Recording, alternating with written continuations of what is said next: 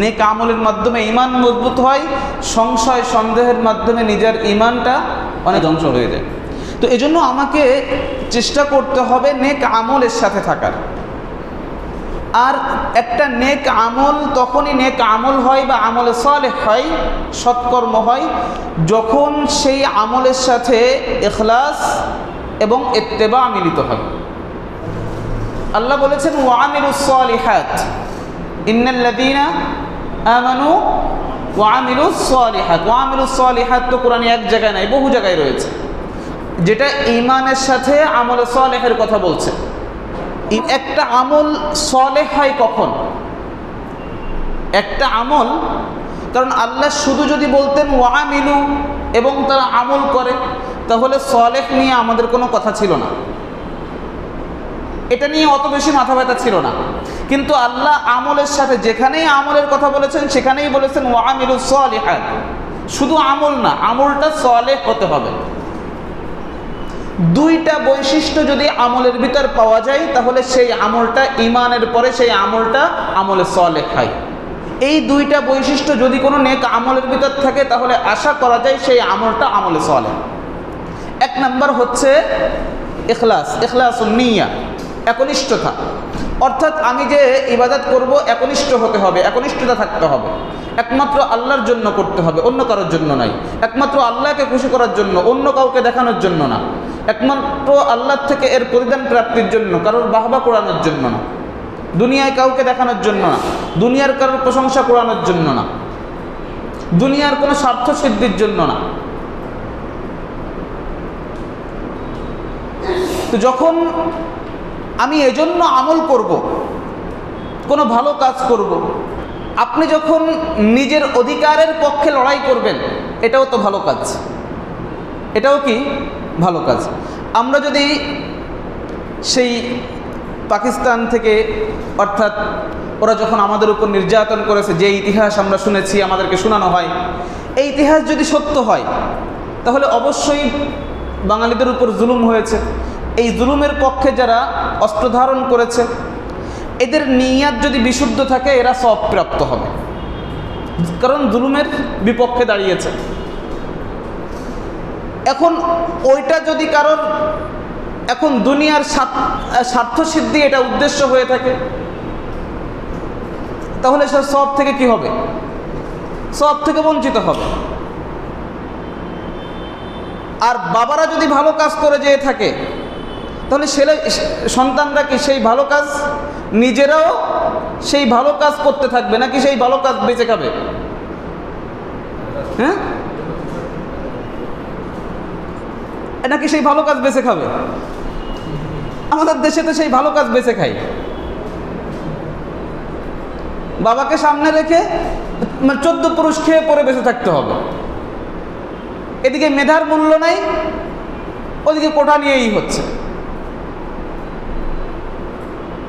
তো আপনি কাজটা কেন করেছেন? আপনি এই কাজটা কেন করেছেন? তো এজন্য ভালো কাজ এর প্রাপ্তি কার কাছে?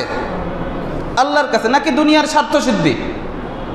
না, দুনিয়ার স্বার্থ সিদ্ধি না, এর প্রাপ্তি একমাত্র আল্লাহর কাছে। আল্লাহর কাছ থেকে আমাদের এর প্রতিদান নিতে হবে যদি ভালো কাজ করে যেতে। আর এর মাধ্যমে তো আসলে সে সকল ব্যক্তিরা যারা জালেমদের বিপক্ষে দাঁড়িয়েছিল, ওদেরকে অপমান করা হচ্ছে। কারণ এই কোটাটা মৌলিকভাবে দেওয়া হয় পিছিয়ে পড়া জনগোষ্ঠীর জন্য। যারা পিছিয়ে পড়া জনগোষ্ঠী, ওদের জন্য দেওয়া হয়। অথচ তারা তো দেশের জন্য কাজ করেছিল, ওরা তো সবাই পিছিয়ে পড়া জনগোষ্ঠী না। তার মানে কি ওদের বংশধররা সবাই হচ্ছে দেশের পিছিয়ে পড়া জনগোষ্ঠী? তো এ কথা বলে তো ওদেরকে আর অপমান করা হচ্ছে। এভাবে নয়, মেধা দিয়ে ওঠো, মেধা দিয়ে এগিয়ে যাও। আল্লাহর দেওয়া যে যোগ্যতা আছে, সেই যোগ্যতা বলে এগিয়ে যাও। বাপ মাকে বিক্রি করার দরকার নেই, বাপ দাদাদেরকে বিক্রি করার দরকার নেই। আল্লাহ বুঝার তৌফিক দান করেন। এই জন্য ওটা যদি জুলুম হয়, এটাও জুলুম হচ্ছে। ওই সময় যারা জালেমের বিপক্ষে দাঁড়িয়েছিল, আজকে এই যে আন্দোলন ছাত্ররা করছে, ওদের তো বই নিয়ে আজকে হলে থাকার কথা ছিল অথবা শ্রেণীকক্ষে থাকার কথা ছিল। আজকে তারা সেখানে গেছে কিসের জন্য? কারণ ওরা দেখতে পাচ্ছে স্পষ্ট জুলুম হচ্ছে এটা, কারণ এরা পিছিয়ে পড়া জনগোষ্ঠী না। আর আপনি একবার যখন এর আলোকে সুবিধা গ্রহণ করলেন, এরা তো একবার সুবিধা গ্রহণ করছে না, এরা তো বারবার সুবিধা গ্রহণ করছে। যখন সে স্কুলে থাকছে তখন সুবিধা গ্রহণ করতেছে, এরপর কলেজে যাচ্ছে তখন আবার সুবিধা গ্রহণ করতেছে, বিশ্ববিদ্যালয়ে যে এরপরে গ্রহণ করতেছে, এরপরে বিসিএসে যে গ্রহণ করতেছে, এরপর চাকরি বাকরির সময় গ্রহণ করতেছে না কোন জায়গায়? তাহলে এক সুবিধা আপনি কতবার গ্রহণ করবেন? এটা স্পষ্ট জুলুম হচ্ছে। সুতরাং ওই সময় যারা জালেমদের বিপক্ষে ছিল, আমি মনে করি তাদের বংশধররা এখনো জালেমের বিপক্ষে থাকবে, জুলুমের পক্ষে থাকবে না। সুতরাং যারা আজকে কোটার পক্ষে দাঁড়াচ্ছে, এরা যদি সত্যিকার মুক্তিযোদ্ধার সন্তান হয়ে থাকে, মুক্তিযোদ্ধার প্রজন্ম হয়ে থাকে, তাহলে তাদের দায়িত্ব ছিল সাধারণ ছাত্রদের পক্ষে থাকা। যে এই জুলুম হচ্ছে, এই কোটাটা দিয়ে যে মেধার অবমূল্যায়ন হচ্ছে, এই জালেমদের বিপক্ষে দাঁড়ানোর কথা ছিল, জুলুমের পক্ষে নয়। কারণ ওরা তো সেই বংশধর, নিজেদেরকে দাবি করছে আমরা সেই বংশধর, যেই বংশধররা পশ্চিম পাকিস্তানের জালেমদের বিপক্ষে দাঁড়িয়েছিল। এজন্য নেক আমল অনেক রয়েছে। এখন ওটা যদি জালেমদের বিপক্ষে অস্ত্র ধরা হয়ে থাকে তাহলে সেটা নেক আমল ছিল, এর প্রতিদান আল্লাহ তাদের নিয়াত অনুযায়ী তাদেরকে দিবেন। তাহলে বলছিলাম ইখলাস, নিয়াতের কথা বলছিলাম, যে একটা আমল নেক হয়, সলেহ হয়, আমলটা সলেহ হয়, আমলে সলেহ হয় কয়টা শর্ত পাওয়া গেলে? দুইটা শর্ত পাওয়া গেলে। এক নাম্বার শর্ত হচ্ছে ইখলাস, ইখলাস নিয়া, একনিষ্ঠতা, নিষ্ঠা থাকতে হবে। আমি কাজটা কেন করছি? আমি আমার স্বার্থ সিদ্ধির জন্য করছি নাকি আল্লাহর সন্তুষ্টির জন্য করছি? এটা দ্বিতীয় নাম্বার প্রথমটা থেকে আরও গুরুত্বপূর্ণ এখন বর্তমান সময়ে। কারণ আমাদের নিষ্ঠা থাকে, একেবারে নিষ্ঠার সাথে আমরা অনেক অন্যায় কাজ করি, পূর্ণ নিষ্ঠার সাথে আমরা অনেক অপরাধ করি, মানে যা একদম নিষ্ঠার সাথে করে টোরে গুনাহ কামাই করি। সেটা কোন কারণে? সেটা হচ্ছে ইত্তেবা থাকে না আমাদের। কি থাকে না? ইত্তেবা মানে রাসূলের অনুসরণ। এই কাজটা আমি কেন করব এবং কাজটা কিভাবে করব? একটা আমল করছি, নিষ্ঠা তো ভালো কথা, নিষ্ঠা রয়েছে, একেবারে চোখের থেকে পানি পড়তেছে করার সময়, আমি দেখেছি, এবং আমার তাদের নিয়াত নিয়ে কোনো সন্দেহ নাই যে তাদের নিয়াত একদম বিশুদ্ধ, কিন্তু যা করতেছে রাসূল সে কাজ করেন নাই বা করতে বলেন নাই। বুঝতে পেরেছেন বিষয়টা? তাহলে এটা কি আপনি নেক আমল বলবেন? তার নিয়াত তো ভালো। দেখলেন না, এই যে একজন ধাপ্পাবাজ, ধান্দাবাজ, খুব ভালো করে একটা জিনিস বোঝেন আপনারা। আজকে দেশের অর্থ লুট করলো, দেশের অর্থ তো বহুজন লুট করতেছে। সব থেকে বড় বিষয় হচ্ছে মেধাকে একেবারে গলা টিপে মেরে ফেললো। বিসিএস এর মতো জায়গায় মেধাকে একেবারে কি করেছে? গলা টিপে হত্যা করেছে, অর্থ বাণিজ্য করেছে, এরপরে ধর্মের লিবাস ধরেছে। এই নিকৃষ্ট এই কীটগুলো পুরো সমাজটাকে ধ্বংস করতেছে, সমাজকে একবারে ভিতর থেকে নষ্ট করে দিচ্ছে। আজকে যে ওই বাণিজ্য করে তারপরে চাকরিতে আসছে, সে কি করবে? সে তো আগে তার ওই 1 কোটি বা ওই যে 50 লাখ যা দিয়ে ঢুকেছে, ওইটা আগে কি করবে? হয়তো ঋণ করে আসছে, ওই ঋণ আগে পরিশোধ করার চেষ্টা করবে। সে তো কাজ করবে না, সে তো জনগণটা মেরে খাবে, যা দেখতে পাচ্ছি তাই। এরপরে সে বলে কি, আমি যা কামাই করেছি সব আল্লাহর রাস্তায় ব্যয় করেছি। কত বড় নিকৃষ্ট, কত বড়, মানে এদেরকে যদি আমি চতুষ্পদ জন্তু বলি, আল্লাহ বলেছেন না বালহুম আদাল, আল্লাহ কিন্তু খালি বলেন নাই। দেখেন, উলাইকা কাল আনআম বালহুম আদাল। আপনি এদেরকে চতুষ্পদ জন্তু বলবেন? চতুষ্পদ জন্তু আপনাকে গালি দিবে। আমরা ওরকম না, এজন্য আল্লাহ আর একটা শব্দ বলেছেন বালহুম আদাল, বরং তার চেয়েও এগুলো নিকৃষ্ট। কারণ তুই সরকারি চাকরি করছিস, সরকারের পক্ষ থেকে তোর একটা ভাতা নির্ধারিত আছে, এবং তুই সেটা মেনে নিয়েই এই চাকরি শুরু করেছিস। এরপরে তোর অফিসের স্বাক্ষর করানোর জন্য, টেবিলের উপর দিয়ে নিচ দিয়ে এই যা গ্রহণ করা হচ্ছে সবটাই হারাম হারাম হারাম।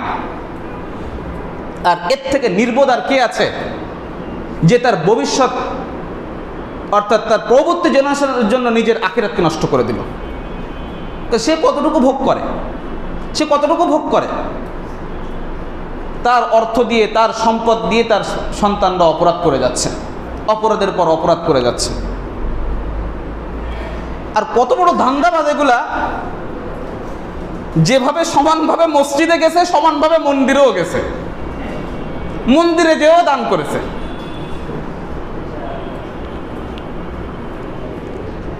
আল্লাহ জালেম এবং এই সমস্ত সমাজের নিকৃষ্ট কীটদের থেকে এ দেশকে হেফাজত করেন।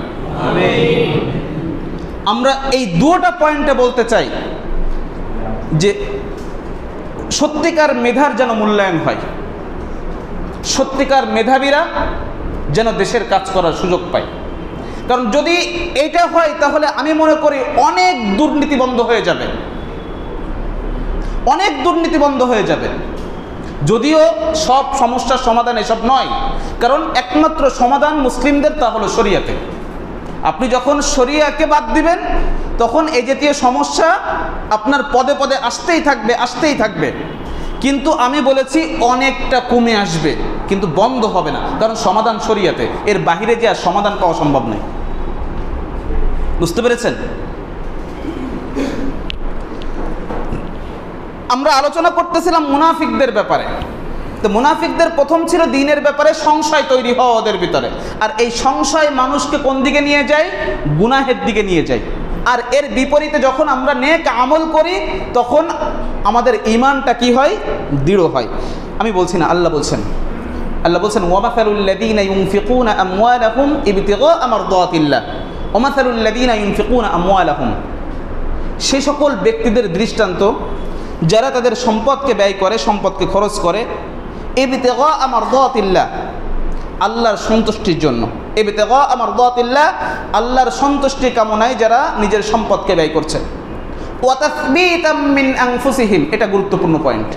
আল্লাহ বলছেন ওয়া তাসবীতাম মিন আনফুসিহিম, নিজের নফসকে দৃঢ় করার জন্য, মজবুত করার জন্য। কিসের উপর? দ্বীনের উপর, ইসলামের উপর, নেক আমলের উপর, ঈমানের উপর। যখন আমি নেক আমল করলাম, আল্লাহ বলছেন এর মাধ্যমে কি হবে? আমার ঈমান, আমার নফস, এটা কি হবে? মজবুত হবে, দৃঢ় হবে। দ্বীনের উপর, ইসলামের উপর আমার ঈমান আমল আরো মজবুত হবে। তাহলে এটা হবে কিসের মাধ্যমে? নেক আমলের মাধ্যমে। তাহলে নিফাক এবং মুনাফিকি আমাদের ভিতর সংশয় সৃষ্টি করে, আর নেক আমল আমাদের ভিতর কি করে? দৃঢ়তা দান করে। সংশয় নয়, বরং দৃঢ়তা দান করে। আর যখন এই দৃঢ়তা না থাকবে তখন মানুষ আস্তে আস্তে ঈমান হারা হয়ে যায়। আস্তে আস্তে কি হয়ে যায়? ঈমান হারা হয়ে যায়। দেখেন, এ লোক বুঝতেও পারছে না দেশে ঈমান হারা হয়ে যাচ্ছে। মনে করেন আপনি একটা খারাপ কাজ ভালো নিয়াতে করতেছেন, একটা খারাপ কাজ ভালো নিয়াতে করতেছেন, তো অনেক সময় শরিয়াত নিয়ে ফাজলামি করার কারণে, মানে এটা সে তো শুধু চুরি নয়, এটা সাধারণ চুরি। এই যে মানে করেছে, প্রশ্নপত্র ফাঁস করে যে বাণিজ্য করেছে, সাধারণ চুরি? এটা সাধারণ চুরি না। এরকম একটা অপরাধ করে যা চুরির থেকেও মারাত্মক, এবার সে টাকা দিয়ে আল্লাহ রাস্তায় কাজ করতেছে। তাহলে এটা শরিয়াত নিয়ে কি করা? শরিয়াত নিয়ে ফাজলামি করা। এ কারণেও ব্যক্তির ঈমান যাওয়ার সমূহ সম্ভাবনা থাকে। যদিও ওরা যখন মণ্ডপে গেছে তখনই ঈমান হারা হয়ে গেছে। যখন সেখানে যে দান করেছে, ওদের কাজের জন্য দান করেছে, তখন পৃথিবীর কোনো শরিয়াত এ কথা বলবে না যে তাদের ঈমান আছে, কারণ ঈমান অত্যন্ত ঠুনকো বিষয়। যদিও এসব ধাপ্পাবাজ, এ সমস্ত ধান্দাবাজদের কাছে ঈমান আমলের গুরুত্ব কম। ওদের গুরুত্ব কেবল ওদের স্বার্থ, যেখানে ওদের স্বার্থ সিদ্ধি হয় সেখানে ওটার প্রতি তাদের গুরুত্ব থাকে। তো এজন্য এগুলো থেকে আল্লাহ তাআলার কাছে দোয়া করতে হবে যে আল্লাহ তাআলা এই জাতীয় মানে সমাজ বিধ্বংসী, সমাজের শত্রু, এদের থেকে আল্লাহ তাআলা এ রাষ্ট্রকে হেফাজত করেন।